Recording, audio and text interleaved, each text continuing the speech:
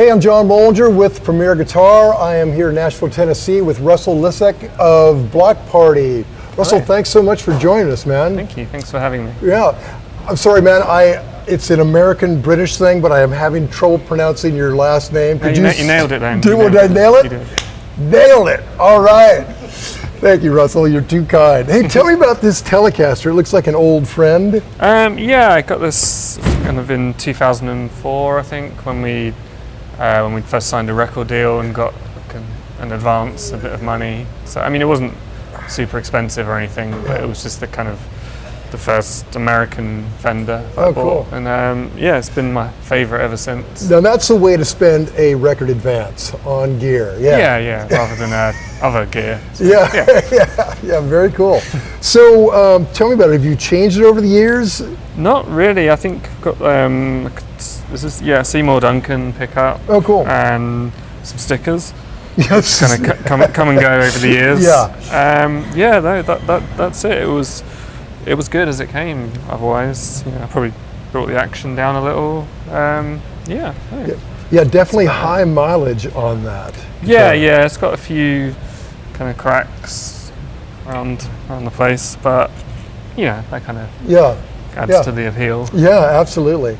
Yeah, and I dig the intonation on these. Are very, very solid with the newer sort of the three barrel. Yeah, and it's always been my kind of favorite to anything that's a bit more intricate. It always feels easier to play on this guitar than anything else. Right, very cool. Very cool. So that's your number one. Mm-hmm. And then what is your number two? What's your other go-to? I mean, I don't really have a number two. Like, this is number one. I have, what do I have? I have a Strat, which I use. I've only restarted using recently. Hey, let's look at it. Can we? I don't know where the Strat is. Is it in the Leaf, do you have a Strat handy? Oh, nice. Oh, very Jimi Hendrix. Nice. Yeah, it's just your classic American Strat. Again, it just feels nice to play. That's always kind of the thing for me, even before I plug it in, how it feels to play on unplugged.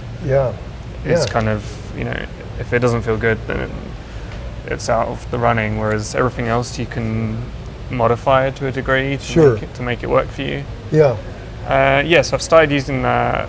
I mean, I used it in the studio on other records, but this is probably the first touring cycle that I've started using it live, just for a bit of different tone. So just change up for certain songs, but for the most part, you're on the There's a couple of songs. If the tuning's different, it's generally easier to switch guitars than to kind of spend 2 minutes tuning, which isn't so captivating for the audience. So what would be what's another guitar that you're touring with? Well, there's another Tele over here. Oh, cool. Great. That's Leaf. Oh, yeah. Oh, cool. Yeah, so this is one that's been modified. It's got like a toy inside, basically. Oh, really? And you press this, you can't hear it, but it's on a loop of different noises. Really? And I just use that in a solo. We've got to actually hear this. Would you mind me plugging in? Okay. Mute. Okay. Yeah, if you've gone to the trouble of routing a hole in that guitar to put a toy in it, we've got to hear that. Yeah, I mean, it kind of affected the general sound of the guitar, so I didn't really use it for anything else. I mean, it sounds fine. But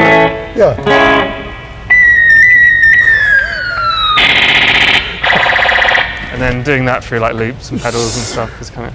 That is great. So just the toys in there and the pickups pick it up? Yeah, it's under this section. There's a 9-volt battery in there as well, which is powering the remainder of the toy. So is that a guitar thing or just a toy that you found in it was just a toy I found years ago. I've had this for quite a while, but I only just started using it again recently because one of the new songs from the record, I just, I hadn't used this guitar for years, and I just remembered it, and I was like, I think it probably sounds a little different what we did on the record, kind of using other studio effects. Yeah. And I was thinking, how can I do that live? And then I remembered this, and I kind of thought, that's as close to a kind of video game sound as you can get out of a guitar. Very cool. Can you like show how you'd run it through some of your effects? I kind of want to hear it. Just put it's just so weird. Yeah, even just a bit of delay and it sounds kind of cool. That is awesome. That's a great idea, man. Very cool. All right. Fender, maybe the Fender will do your own signature model with the weird toy in it someday. Cool. Okay, well that's cool. That's a good guitar to end on. Let's get into amps. Looks like you're traveling very simply here. Yeah. I mean, again, this was what we got when we first signed. I think even before we signed our first record deal, our manager bought us these amps. Oh, really? We didn't have any money then. I didn't really know much about amps. I think we were probably traveling with like a pair of little PV amps, like practice amps. Yeah. When you were really young, when you all got signed, right? Yeah. Well, no, I guess we were like 21, 22. That's pretty young. But and we didn't have any money, so we were just using what our parents had bought us. Right. And then we started kind of doing proper shows, and our manager kind of said, you need some better amps. Right. And and he just recommended these, and he's a guitarist as well, so we trusted his judgment, and it was a good shout. Yeah. Kind of. So is this the same amp you've had the whole time, or is this a newer? It's probably not the exact physical one. We've got like lots of them. Sure. So we've got backups, and then the Hot Rod Deluxe. Cool. These probably live here in America, and then we have more back in the UK. Oh, okay. Which travel around Europe because shipping amps is kind of expensive. You could buy a Hot Rod Deluxe for less than you could ship one back and forth. And I mean, it's also a good amp logistically, just because when you play like festivals and things, and you have to fly into places, sometimes you can't take much gear with you. You have to take what you can take on a plane. Right. Some guitars and stuff. So using an amp that you can hire pretty much anywhere in the world is good. I mean, I've got another amp. It's not here. It's Audio Kitchen, which is it's like a boutique amp from the UK. Oh. But I think quite a lot of people use them. I think Kings of Leon use them, and Arctic Monkeys, and they're really cool. But I was using it sometimes in the UK, but it just kind of came down to the practical elements of I'm using one amp for some shows, and then I'm using this amp for other shows, and we do spend quite a lot of time here in the States as well, so it just kind of made more sense to have the same amp. One consistent. Also, these have like dual inputs, which are both the same, because most other amps, even if they have two inputs, the channels sound different. Yeah. And I wanted two channels that sound the same, because my pedal board is kind of really complicated. That's a perfect segue. Let's get into the pedal board. Okay, Russell, very impressive pedal board. Tell me about this whole mess. Yep. So start at the left end. We have the Electro Harmonics Memory Man. Cool. Which is nice. It's got a nice tone, which they don't seem to have on the newer ones, which are kind of smaller. I don't know if they're still analog or not. I don't know. They sound different though. So I've got They do those. sound different. Yeah. In reserve. At the front, it's just kind of a bunch of Boss pedals. So what are we running left to right? Yeah, I mean, this is just one of the digital delays. This is like just for loops. Okay. Like just stuff like that. That one's just always set to loops. I know cool. If I ever need to loop anything, it's always at the end. Reverb. Cool. And so there's two delays here. One's DD5, which they also don't make anymore. So I've also got a stockpile of them because they have like a backwards effect. Yeah. Which the others don't have anymore. They have a backwards effect, but it's not the same. It doesn't play the forwards as well. It just plays the backwards. It doesn't play the like the dry. It only plays the wet. So do you have it on the backwards setting now? No. So like, I kind of want to hear it. Yeah. Cool. But yeah, and the new ones don't do that. So that's cool. Also, there's so many of our songs have like different delay tempos and things. It's kind of good that I can like one song will have 2 different delay settings. So one's doing one and one's doing the other.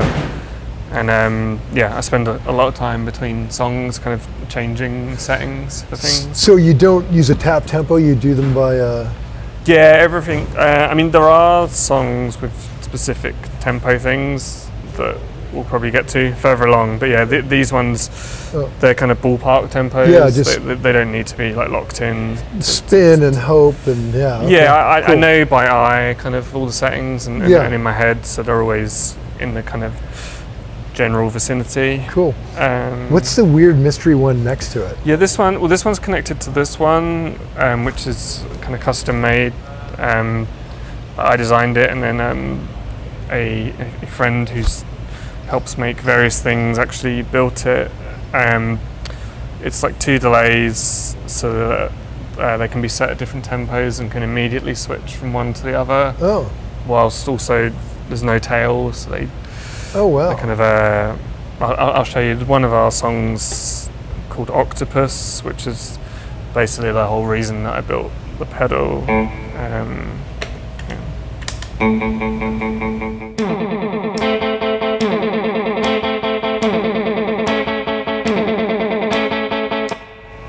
it's just like that. That is great. And then so that's just there because it's easier for me to press like every beat rather than stand on one foot trying to press that, which causes my calf to collapse. That's great. Very video game-ish. Yeah. I think video games are probably very influential to me. Huge influence on your work. That's great, man. That's great. Yeah, wah pedal. This is just because this wah you have to like push in to turn it on and off. Yeah. Which is kind of annoying. I always found, so that's just like to turn it on and off. Oh, okay. Cool. Oh, cool. Cool, okay. A couple of pitch shifters here, which again kind of have various settings that get fiddled with during songs, but there's quite a few songs that have like use them both. So like one will be going up. Cool. And I've got a whammy pedal as well, but I prefer these. And everyone loves the whammy pedal, and it is cool, and it sounds very distinctive. But I prefer the glide on this. It's so smooth, it's digital, and I just prefer that. And cool. Yeah, it sounds great. A lot of use of it. This is like a replica of a Roland B-bar distortion pedal, which is from the 80s. They're really hard to come by. They're really expensive. I've got the real one, which I used in the studio, but I don't want to bring it on tour because I've only got one. Sure. And it's expensive, and I don't want it to get broken or whatever. But a friend built a duplicate for. He got the blueprints somehow on the internet and like replicated it, and it sounds, 95% the same. Which is, that's great. Which is awesome. So, very cool. Yeah, just love a distortion. This isn't usually here; it's just there for messing around at the moment. Okay. Volume pedal. Well, and that's where you come into the rig right there, right? Yeah. Okay. Yeah, so that's technically the start, even though it's physically in the middle. Mm-hmm. Electro-Harmonix POG, which we've been using a lot on this record. It's got a really distinctive sound. They're great. I've really got into the kind of the filter element of it.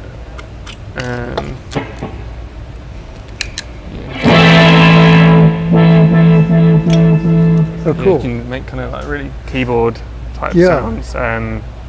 So do you do that? Do you manipulate it by hand while you're playing? Yeah, like hand.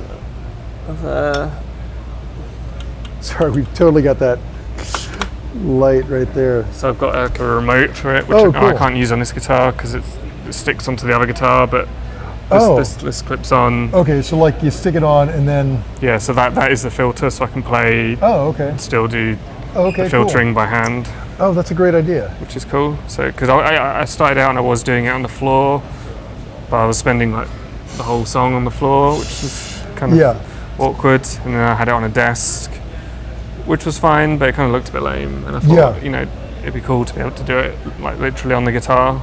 Right. So so that's pretty handy. That's great. There's Eventide here, which is a really kind of synthy sounding pedal. I mean, it does loads of different stuff. I've only got a couple of things kind of stored on it at the moment. Good weird.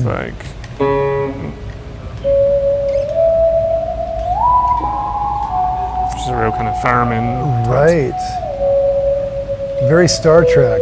Yeah. So I mean, I like, you know, being able to make sounds which you wouldn't traditionally associate with guitar. I find that interesting. Yeah, that's great. This is the Electro Harmonic Super Ego, which I've also been using as a loop pedal because it loops, but in like it doesn't loop like a riff. It just it kind of sustains a chord. Oh, okay. Just like that, and then you can do stuff with that.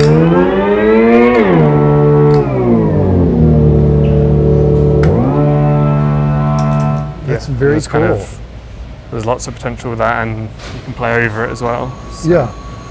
Okay, cool. The slicer here, which is like a tremolo basically, but I've got it connected to the MIDI, so it's synced up with Louise on the drums. Oh, cool.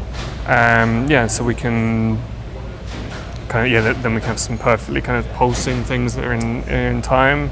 I always wondered. Like How Soon Is Now by the Smiths. I always wondered how they actually played that live, right? Like in the 80s, because it's so based around that tremolo sound. I don't know, maybe the drummer just listened to the guitar and played onto the guitar. But I was always curious about that. So, this kind of like with some of the delays, you can get away with them being a little bit out. But when there's really kind of specific locked-in things, this is kind of cool for that. And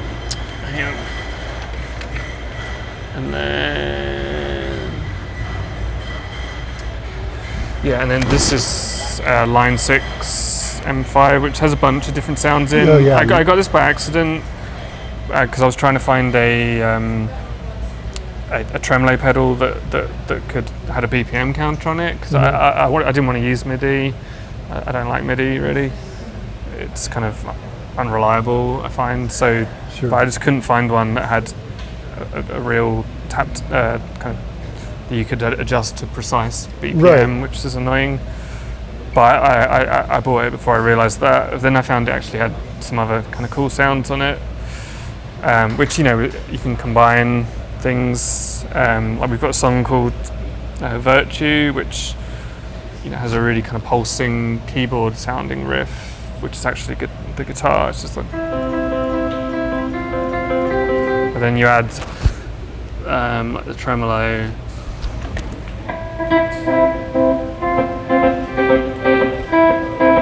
And then that.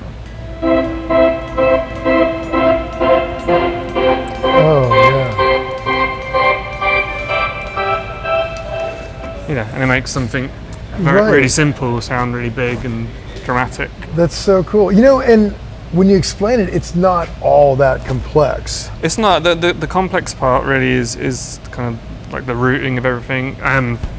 So up here we've got all these kind of channel selectors which are linked into different pedals and put them onto different channels, kind of like mid-song or for each setup. That's really complicated, confusing. Like I don't know if you can see the back of it, but there's a lot of leads going in there, and the diagram of the routing is. I don't really fully understand it. Like I knew what I wanted, and our friend back in the UK and Leaf, our guitar tech, kind of between the three of us managed to all get it working. But that's great. I don't know if anyone truly understands it, but I know how to play all the songs with it. So yeah, and that's kind of the gist of it. I don't want it to get any bigger. Right? Yeah, that is. I've actually taken some things off. Actually, last time around there was some other things, and I got rid of things to put other things on rather than just keep piling things on top. Which I think is a good way to go, because some people just keep like building and they quit using things that they have on there. Yeah, no, everything on here gets used. Yeah. Every single thing gets used. How cool. So.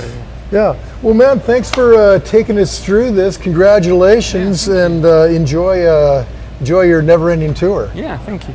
Okay, hey, I'm here with Justin Harris of Bloc Party. Justin, thanks for joining us, man. You're welcome. Thanks for having me. My pleasure. Tell me about this very cool P-Bass. This P-Bass is a 1976 Fender P-Bass. Right. I've had this for many, many years now. Not since 1976, although, yeah, I guess I'm a year younger than that. So. Okay, nice. If it was given to me at birth, right, that would have been amazing. Yeah, at conception. At conception, yeah. Right. Yeah. And then I was conceived with this bass. Sorry, Mom, but I found out. Actually, this bass was stolen from me probably about 15 years ago or so. Thought I'd lost it, and then a couple years later, a friend of mine was looking on Craigslist, just random things. I guess he came across a bass, and he sent me a link to it saying, "This looks like your old bass." And I was like, "Yeah, I mean, there's a lot of natural color P basses out there." And they made like 1 million of those. They made 1 million of these, yes. But I had put this tortoise pickguard, and they normally come with a black pickguard. And so I was looking at it, I was like, yeah, kind of. So I contacted the guy and just said, just out of curiosity, what's the serial number on that? And sure enough, it was my bass. And how did that work? He's like, whoa, I hope you don't think I stole it, because I bought it from some guy, and so whoever stole it sold it to this guy, and then I bought it back from this guy. Did he give you a deal when you bought it back? No, I mean, I had already claimed insurance on it, so it kind of worked out. Cool, for the that's better. great. Yeah. So any alterations other than the pickguard? No, everything's all original, other than the pickguard. Cool. Yeah. So what town was it stolen, and where did you find it? Well, I'm from Portland, Oregon, so it was stolen in Portland and bought again in Portland. Oh, great. Yeah, very local. cool. And is that your number one? It is, yeah. This is the one I play the most. It's not as, as P basses go, it's very light, which is why I like it. I used to have one with an A neck that had the jazz bass neck on it. And I don't know, this one, it has a little bit of a fat neck, but not as big and clunky as some of them can be. So I've gotten used to it. And that's your number one usually? This is the one I play most, yeah. What strings do you run on that? These are, what are these? These are DR, what are they called? DDT, I think. They're the drop down tuning ones. Okay. Yeah, these are the heaviest 4-string ones they make. I like a heavy bass string. Cool. This bass predominantly had flat ones on it for probably the last 15 years, until I started playing with Bloc Party, and their tone warrants a round wound string. Little rounder, little more definition. Yeah. Cool, man. Yeah. All right, well, let's look at the next one in the lineup. Well, see, the thing is with these, so, because I'm rather new to this band. Yeah, that's right. As a year. 2015, right? I just joined last year. Congratulations, cool gig. Yeah, thanks. Yeah. So these were already in the Bloc Party stable, so I assume these were Gordon's old basses, but this one in particular is pretty great. Very low profile neck. Yeah. Cool color. So I use this for mostly like drop D songs. This always stays in D. So that's like the band of bass that you sort of inherited with the gig? Yeah. Cool. Yeah, both of these actually were in the stable already, and this one. Oh, that's great. So Kelly was just kind of, when I was doing demos and stuff with them for the last record, he was kind of just coming back and forth to the studio with this in a gig bag that was too short for this bass, so just the headstock was sticking out. Yeah. Consequently, it looks like it got a bent tuning peg. What could go wrong with your headstock sticking out of your bag? Exactly. And then I played it one day, just demoing stuff, and this thing sounds amazing. This is a great bass. I'd never heard of it before, but it's a Gibson RD Standard. Yeah, those are like great rock and roll basses. Just, it has one of the better tones I've ever heard in a bass. This last record, it beat out everything in the studio. So anytime I picked up one of the P basses or jazz bass, I was trying to play with it, this just always sounded better. So this, I basically played on every song that had string bass. Any idea what year it is? This would be like a 76, 77. Cool. It's in the mid 70s. Cool. All right. Cool. So. And they made two versions of these. This is the passive version. Oh. Yeah. They made one that had all these Moog electronics in it, I guess. Wow. Or Moog, however people like to say it. Yeah. Moog. Great bass though. Potato. Yeah. Cool. Super heavy. So I've been playing it more and more lately, but it gets pretty heavy after a while. Cool. Good sounding bass though. All right, so one bass and then two loaner basses. That's a good way to go. Yeah. And then let's talk about this amp. So what are you plugging into here? This is really, because I'm on in-ears, so this is more, I think this might be more of a stage prop. I mean, it's on, I do hear it, and I can stand back and feel it a little more, which is nice. Certainly in-ears kind of isolate you from feeling bass. Oh no. Oh no, Louise got another guitar. Sorry. Drummer Louise just got another guitar. But this, also already, this is what I think Gordon used Ashdown quite a bit. And what is it exactly? It's the Ashdown Evo 900 head, which With I think used to be the biggest one they made. Huh. I don't think they make this, maybe they do, but it's probably changed to a higher wattage, most likely. And so the front of the house is getting a direct signal? Yeah, that's a good segue. That's a segue into the pedalboard. Well done. This is mostly stage monitor and just it's a bass rig on the stage, I suppose. But it's not being mic'd. It's not even really being heard other than by the front row, maybe. Cool. All right, so let's look at this intimidating pedalboard. Lots of stuff. Well, see, what's funny about this? You'll get to Russell here in a bit, but both Russell and Kelly used to have pedal boards that were, they're as big as that, but they were made of 3/4 inch plywood. They looked just like this, only bigger. So when I made this pedal board, I'm a little hands-on, so I tried to mimic the look of what theirs was, because I didn't want to, have some odd thing on stage.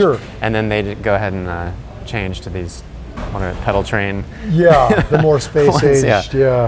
So anyway, it's I like your old school terrace thing. That's cool. That's not bad. So we basically just have the three basses.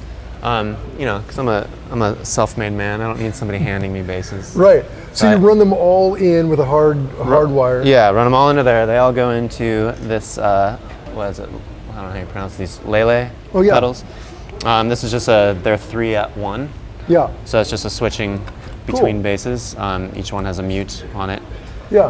So those all go through here into the tuner. Underneath this is one of the Lele's P split, so just to keep a cleaner signal. That clean signal goes to the DI box that's just under here. There's also a little panel on this side that has pre and post effect. Oh, cool. A little jack plate there. So Tom, front of house, just takes pre-effect, post-effect, and blends them to his liking. Then everything goes basically to here, which is the X blend by Exotic Effects, made right here in the USA. Cool. And this just engages, disengages any of the effects that might be going, which are all put into this Voodoo Lab switching system. The commander here just has all the presets. So this is ridiculous as a bass player, I realize, because bass players don't really even need effects pedals. But they're really just different flavors of distortion. I have a compressor here at the end of the chain, all the way at the end of the chain. But they have a lot of songs that do have overdriven. I should say. Bloc Party has a lot of overdriven songs for bass. And so these are all basically just different fuzzes, overdrives, things like that. And what are they? I mean, like, read down the list. So this is put in place, this Mad Professor comp Well, compressors put in there because some of these pedals have their output, the phase is reversed on them. Oh. So this flips it back to normal, and we only discovered this because they want to take direct and distorted signals. And whenever these two pedals were engaged, these Millennium pedals, it like cut the signal down by like 10 dB. So we finally eventually figured out that it was because these have an output on their phase that's not just normal. Sure. Just doesn't go through it. So yeah, this is just there to do that basically. And I have it slightly compressing on the way in. But this is the Millennium Diabolic. So Millennium, for those who don't know, is a Portland, Oregon-based company. Oh, all right. Made right there in Portland. Hometown proud. Yeah, cool. Hometown pride. Good people, amazing sounding pedals. This is great for guitar and bass, but this is one of the cooler bass overdrives, and this was developed by what's his name, Justin Mendelsohn, the Beck's bass player, and cool. Just a studio guy in LA. Both of them have clean blend, so I think actually every pedal here has a clean blend. I think a lot of the good boutique bass overdrives should have a clean because bass kills, or distortion kills bass signal, always. So yeah, that's what that one is. This is a Vintage Deluxe, which is more of like a boost and just kind of a tone pedal, but it also has a little grit to it. It can get overdriven. I use that for a couple songs that I don't want full fuzz or distortion. Sure. Yeah, and that's made by Dark Glass Electronics, which I think is a Scandinavian company. I think they're from Norway. Cool.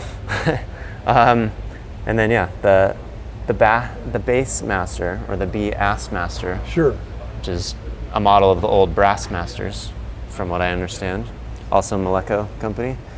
This is made by this pedal called Rafferty, and it's basically one guy in Ireland. So he's just like this. I don't know how I came across this pedal, but I did, and when I listened to the samples that he had on his website, I was pretty impressed. It mimics Jaco Pastorius's fuzz sound on his bass from like the 60s and 70s. Cool. So it sounds different than anything else here on this board. Moving on, we have the Small Sound Big Sound. He's out of Philadelphia, but he's a pedal maker he lived in the Northwest for a long time. He was in bands that I had known over the years. This Team Awesome Fuzz Machine, that's the pink one. That's an amazing fuzz pedal for anybody, guitar or bass, but also has a clean blend, so it's great for bass. Cool. This thing just kind of messes up any signal that you put through it in various different ways. And then yeah, compressor at the end. And what is that compressor? This is the Dark Glass. It's called Super Symmetry. Yeah. Does it have anything written on it, or is it just like? Yeah. As far as it does, they're just. It's just really hard you can't read them very well. Yeah, that's cool. And then put tape on them. Yeah, and then Sans Amp, your standard classic Sans Amp. This one just has 3 different programmable presets for 3 different. I use this a lot. It just has a boost, low end boost, and this has a little bit of drive on it, and this has a different tone for a couple songs that I want less bass in and more of a hollow, trebly sounding thing. Cool. And then the Descend. Oh yes, yeah. This is actually might be the most important pedal on here. So this is made by Heavy Electronics, and this is just an attenuation pedal. Because these two in particular, you can't get, like once they're engaged, it's just so much signal boost, and you really can't attenuate it on the pedal enough to level match with anything else. So I have this pretty much in the chain of the presets of these two, just to take them down to a normal level that's matching the rest of the chain. Great. I mean, you can do that with this too. You can blend with the X blender, but it's not quite the same. So. And how are you powering all this stuff? Powering it with a what's the one Relabs spot? Or one, no, it's the one spot. The pedal train, pedalboard, those guys. Yeah. One spot is they're here in Nashville. Yeah. What is it? Visual Sound. Visual Sound was their name. I think they've changed it to something else. Well, I made this handy dandy trap door on my pedalboard. Oh, nice. So that you can. This is actually really impressive. You made that. It's So it's True Tone. True Tone. Yeah. Formerly Visual Sound. Okay, Formerly cool. Visual Sound. Yeah. All right, cool, man. Well, that's great. Well, hey, well, congratulations on the awesome gig. That's great, man. Thank you. Okay, it's John Bohlinger. Till next time. Don't forget to sign up for PG Perks, your all-access pass to exclusive gear giveaways and discounts on PremierGuitar.com.